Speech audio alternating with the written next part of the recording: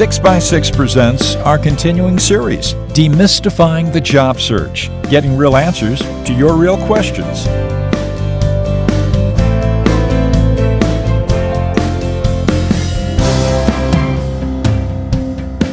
Today, employers really want the it factor. Now, the it factor is almost undefinable. It's sort of like you see it when you see it, but it's the combination of poise and humility, curiosity, and a desire to be sort of humble but hungry. That requires a polish that sometimes people learn through real life experiences. Sometimes they learn it through coaches and mentors.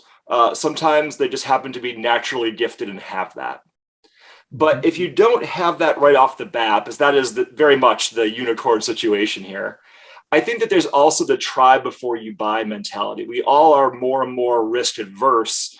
And the truth of the matter is, early stage employees, we look at them as an investment, not only in the future of our organization, but an OpEx investment. There's a real cash cost to identifying, onboarding, retaining top talent nowadays. And that's to say nothing about as people progress and they want to build a career with a firm like Izea, the stakes become even higher.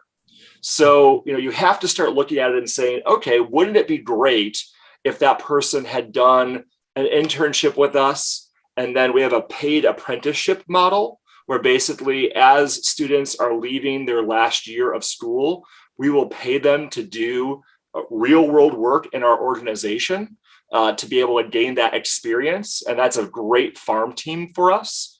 And that way they have an offer ready to go. That's the brass ring situation. But I think then the third scenario is individuals who have drive and self-motivation.